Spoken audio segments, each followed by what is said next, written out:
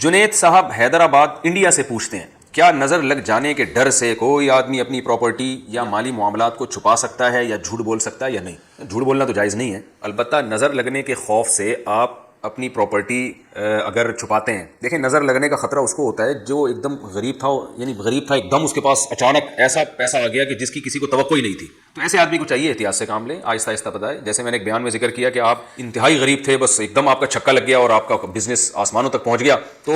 آج ایک دم سے آپ سائیکل سے لینڈ کروزر پہ آ گئے تو نظر لگنے کا خطرہ ہے، تو اس میں بہتر یہ کہ پہلے سائیکل سے آپ پرانی سی کوئی پھٹیچر سی موٹر سائیکل لیں، 10-15 دن وہ چلائیں، جب لوگ اس کے عادی ہو جائیں تو پھر آپ تھوڑی اچھی بائک پہ آ جائیں، پھر تھوڑا رکشے پہ آ جائیں، پھر رکشے سے تھوڑا سا پرانی ایف ایس لے لیں، دھکا اسٹارٹ ہو، اس کے بعد پھر آہستہ آہستہ آہستہ لوگ یعنی عادی ہو جائیں گے آپ کو دیکھ کے، بھئی یہ یعنی ایک دم اچھمبے کی بات نہیں ہوگی، تو پھر ہوتے ہوتے ہوتے ہوتے ہوتے آپ کرولا پہ آئیں، پھر لینڈ کروزر پہ آئیں، پھر اس کے بعد آپ کا اپنا جہاز ہو، آپ خود پائلٹ بن کے اس جہاز کو اڑائیں، تو انشاءاللہ نظر نہیں لگے گی۔ یہ اتنے سارے جو جہازوں میں پائلٹ اڑ رہے ہیں ان کو تھوڑی نظر لگتی ہے، تو اس لیے کہ ڈائریکٹ سائیکل سے یہ آسمان پہ نہیں پہنچے ہوتے، تو نظر لگنے کا خطرہ جو ہوتا ہے نا وہ عام طور پر ایسی کنڈیشن میں ہوتا ہے کہ ایک بالکل اچھمبے کی بات ہو جائے، تو آہستہ آہستہ کر کے اگر ہوگا تو نہیں ہو انشاءاللہ نظر لگے گی۔ اور دوسرا، نظر سے بچنے کے جو دوسرے اہتمام ہیں وہ بھی کیے جائیں، جو احادیث میں دعائیں آتی ہیں، اعوذ بکلمات اللہ التامہ من کل شیطان وہامہ ومن کل عین لامہ، اس دعا کا معمول بنایا جائے، سورہ فلق سورہ ناس کا معمول بنایا جائے تو انشاءاللہ نظر نہیں لگے گی۔ اس معاملے میں زیادہ وہمی بننا ٹھیک نہیں ہے، اب کب تک چھپاتے رہیں گے ساری زندگی، غریبوں کی طرح گھومتے رہیں گے؟ اللہ نے آپ کو پیسہ دیا ہے، حدیث میں یہ بھی تو آتا ہے ان اللہ یحب ان یری اثر نعمتہ علی عبدہ، اللہ یہ چاہتے ہیں کہ اللہ نے جب کسی کو